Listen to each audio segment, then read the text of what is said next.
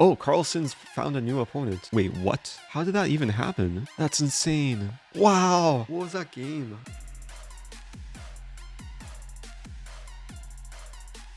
Okay, so, yeah, they just had 88 games. What I did throughout the match was I opened up any like really cool moments in new tabs, and I have maybe like 5 to 7 new tabs open of some of the best moves, positions, maybe full games from the match. Some of them I don't even remember, but I think what we'll do is we'll take a look, because in the nature of bullet chess, these games go really really quickly. So we'll see some basically slow motion replays. Starting with this game. Oh yeah, this game was like a full game. Look at this game. We'll look from Firouzja's perspective. So Firouzja played against Magnus Scandinavian, and basically what happened in this game, Magnus didn't develop his king side. His king stayed in the center, and he just got backrank mated when his king was still on e8, and Firouzja got a pawn to e6. So in the moment of this game, I didn't really catch how Firouzja got such a good position. So we'll just see how that actually happened. But I feel like between Carlsen and Firouzja, they've probably won the most like combined title arenas on Lichess. I know Hikaru doesn't play on Lichess, but it'd be cool to see him thrown into this mix.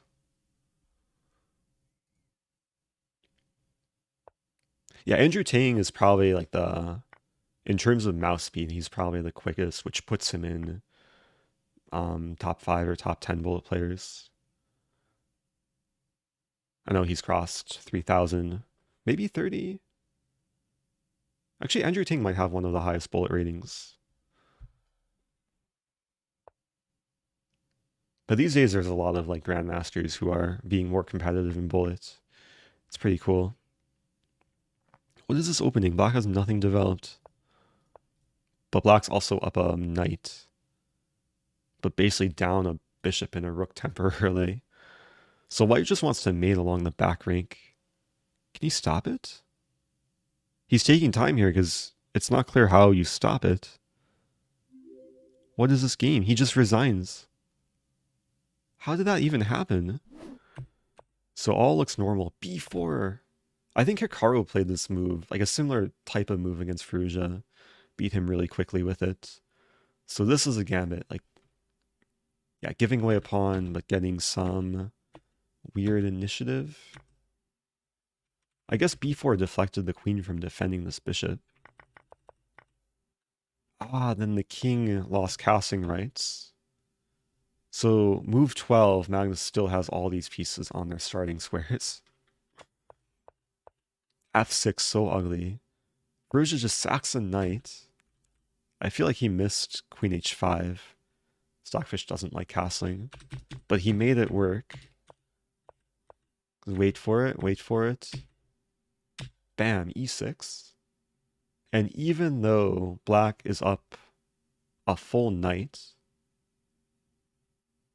white is +6, because it's basically impossible to stop rook b1 and rook b8. So he played knight f6, most natural move. And then after rook b1, he just resigned. Stockfish even showing like it's forced mates. There's no way to stop the back rank mate. The king can't escape. The bishop is too slow to develop. Like black doesn't even have castling rights here. So this is actually a really, really beautiful finish. Also, thank you, Quadra Spassky, gifting 5 subs. Really appreciate that. Spassky may be related to Boris Spassky. Okay, so that was the first highlight.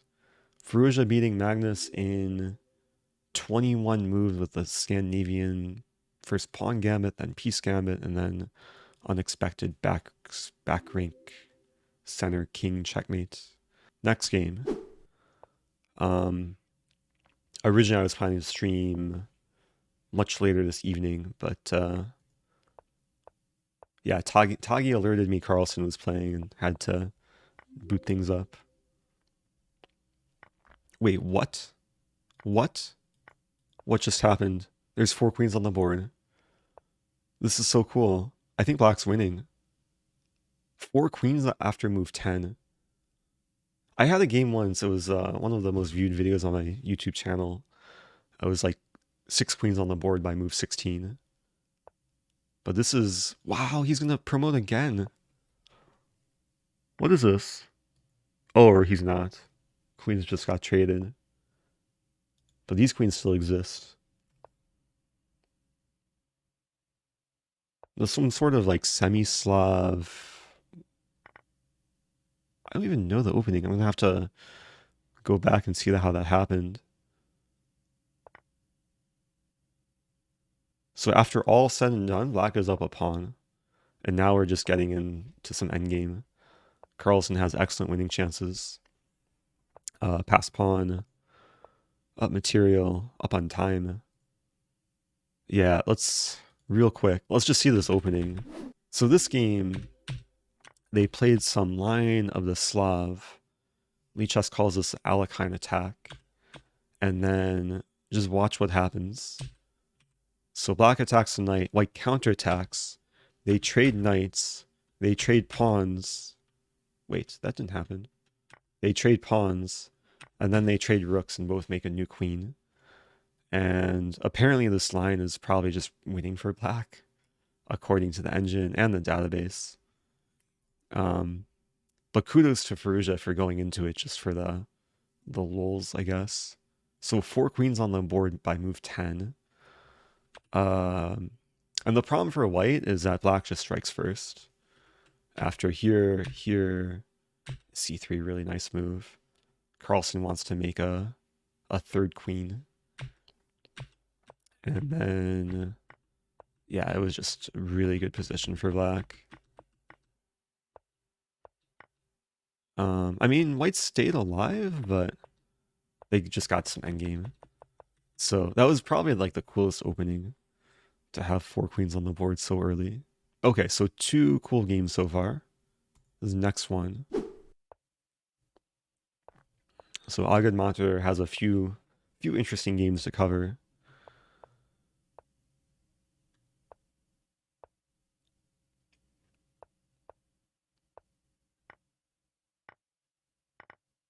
This looks really drawish.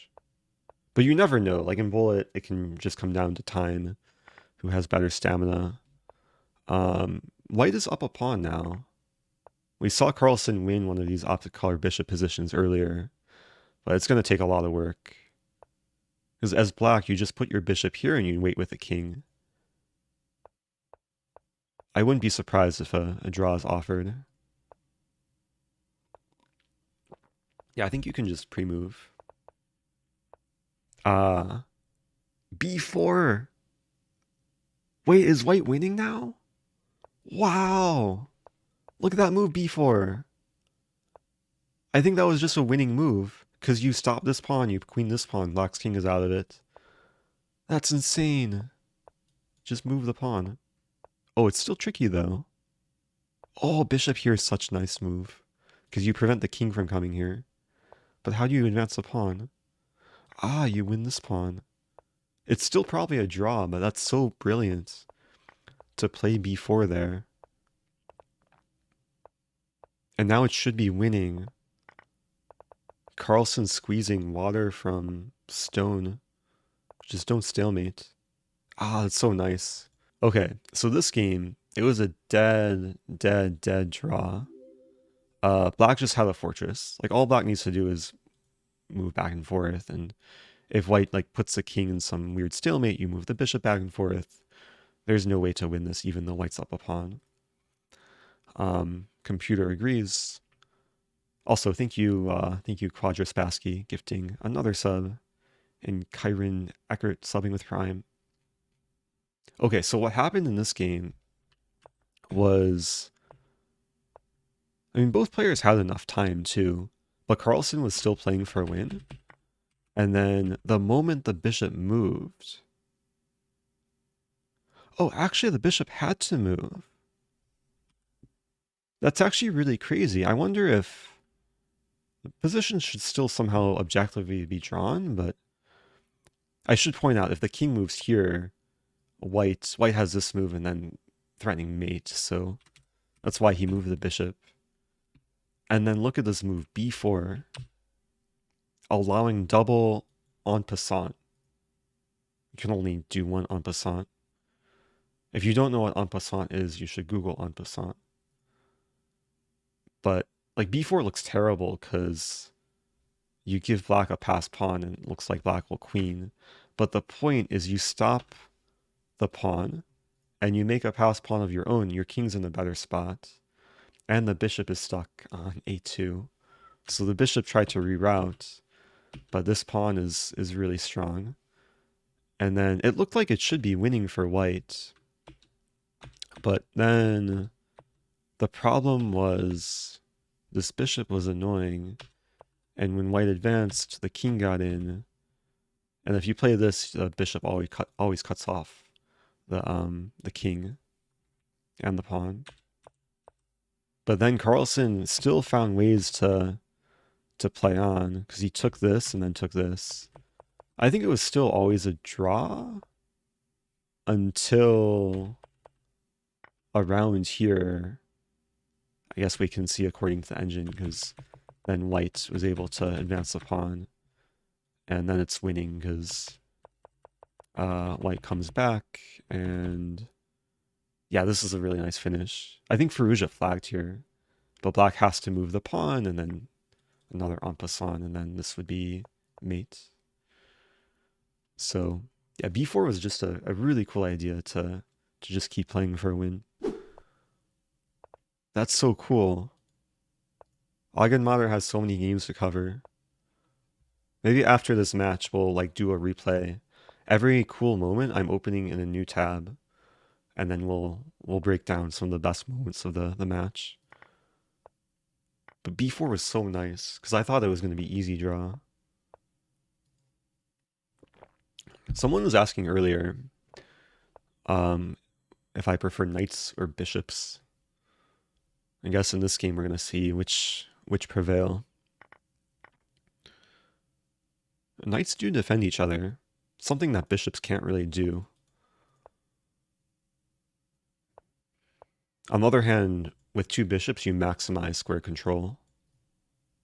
But that might not matter, because bishops are only controlling squares on the king side, and this pawn is dangerous. Queen side down to the knight. Queen b5? He was probably calculating g6, or I don't know.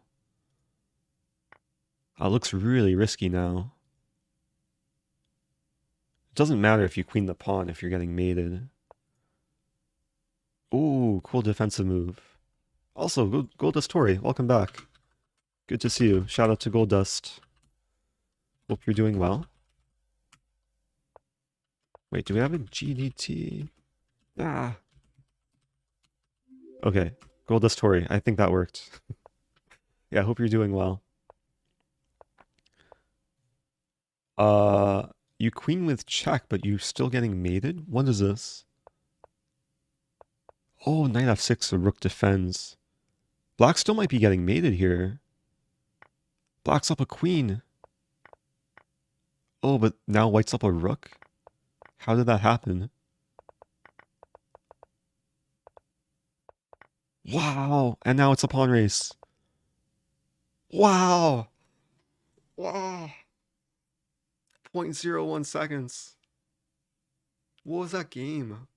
Carlsen was getting checkmated, but he was also making a new queen. And this is a time scramble where they both had like less than 10 seconds eventually. Computer says black's winning, but yeah, it was just super entertaining to watch in the moment. The queen here. Basically what happened, Firouzja won back all material, won the rook, and then won the queen. So Carlsen went from being up a queen to being down a rook. And like clearly the engine did not approve of some of their moves. Look at engine evaluation after making a queen. Oh, it was a mistake for him to make a queen. Ah, he had queen b1 check. Queen b1 forcing the queen trade. This is why board vision is so important. You have to see your triangles, or at least diagonals. Queen b1 is actually, like, once you see it, it's an easy move, because then you take and then the queen's reborn. Thanks for pointing that out. Yeah, a lot of blunders here. Nice feature from Lichess. Like, we see a lot of red, a lot of blood, a lot of peaks and valleys too, or peaks and pits, basically. Anyway, moving on. Like, if you can play fast and low risk, that's sometimes the best strategy. And there's certain openings like King's Indian setup, Hippo, London for white, London, Collie, Stonewall, where you can kind of blitz out the setup and be okay.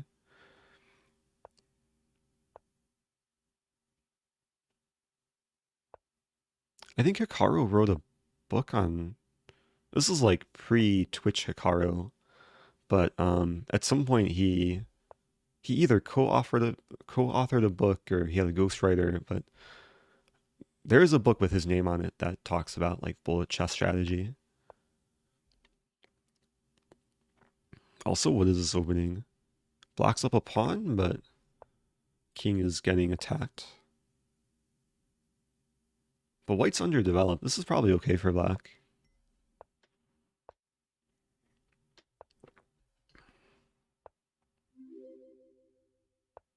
Are you going to play viewers and subs today? Oh, to be determined. I don't know. We're probably gonna stick around and watch. There is a prediction going on. Oh, I see the comment from Braden. Um, let me know. Actually, feel free to just say what the better prediction would be. But because a lot of people have already voted, would feel maybe kind of bad canceling the ongoing prediction. But feel free to offer also what just happened. So in this position, who's black? Magnus is black. Magnus takes the bishop, offers a queen trade. Black is better, is up a pawn, king safe. Firouzja decides to grab the pawn, acknowledging the fact that the rook pins this pawn. And this looks like a great move, but then it's black to move and find the winning continuation. And it's just such an unusual type of tactic where basically it's black to move and win the queen by force. I know I already kind of spoiled it, but if there's anyone watching in the future on YouTube, you can pause the video and find the winning move for black. And it's pretty incredible. So I know some people are saying bishop h2, which is incorrect, because white can take with king, and the knight still defends the queen, the pawn's still pinned. So before you take on h2, good job to most people in chat, you play rook e1, deflecting either the knight or the rook. It's so weird, like you put a rook on a square where two different pieces can take it, but both of these pieces are helping defend the queen in some way. Of course, if you take with the rook, the pawn is no longer pinned, and you win the queen. And if white takes with the knight, which happened in the game, then the queen's no longer defended, and then this tactic works. So black did sack, I guess, the rook and bishop, but you win the queen, and then it's an easier win. So this should really be turned into a Lichess puzzle. And if we use the engine, like black has to play rook e1, I think. Oh, maybe, oh, there's knight b3 random. Knight b3 with idea to play rook e1 next, but you basically have to see this this idea to get a winning position. Whoa, it's Firouzja. Thanks for raiding. Man, I was gonna raid you, but you beat me. You beat me to it. Shout out to Alireza Firouzja. Really enjoyed watching the games. Anyway, just to refresh everyone, what I did during the match was I just opened whatever highlights from the games in new tabs So I've been going through some of the best moments, either best full games or best moves, or coolest positions. What do you think about practicing by playing Lichess bots? Mm. I play Maya 5. Sometimes they make strange moves. Oh, interesting. Yeah, bots in general are still, it's still a different experience than like compared to playing humans. But like I don't think it hurts at all. And I've been meaning to do more games against Maya bot. I think I played it once, but I would like to kind of explore it more and see how human it actually is.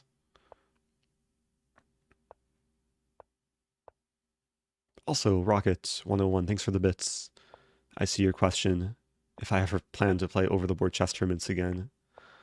Yeah, I'm not completely retired from over the board chess, but I haven't had a chance to play any recently. And hopefully sometime, maybe later on this year, when things open back up. But I'm not really seriously pursuing the Grandmaster title. Like I mainly, if I'm gonna play a over the board chess tournament, I play it just kind of for enjoyment, or play it for like travel opportunities. So probably once in a while. Look at these. Look at this setup. Bishop here, bishop c1. Oh, queen h3, using the board geometry, or eventual like check and queen g3. Very nice. These pawns are too strong. Well, you can't take the knight because you get mated. Now the pawns are smiling. Oh, knight c3 blocks the queen defending. What just happened there? The pawns are still strong though. No, don't resign! You know what he could have done? So Firouzja won this game, but I wanted to point out that in this position, Carlsen resigned. I'm curious if, imagine maybe Firouzja is aware of this type of trap, but if I were white in this position, I would play king b8, hoping for queen takes pawn. Just trying to simplify, because you expect this, and then it's just an easier way to pre-move. But this is one of the traps that I like to pull. I guess every so often, more and more frequently these days. Move I would play is king a8, and then more often than not, black will pre-move this move, and it can be a draw. So I was upset Carlsen resigned and didn't at least try this idea. Wow, another like g5. Wait, is this a... Oh hey, it's a Rosman, almost a Rosman French. Levy has a video on this where he shows this setup, and I think the only difference is Levy plays g takes f6 and not queen f6, but it's a very similar idea.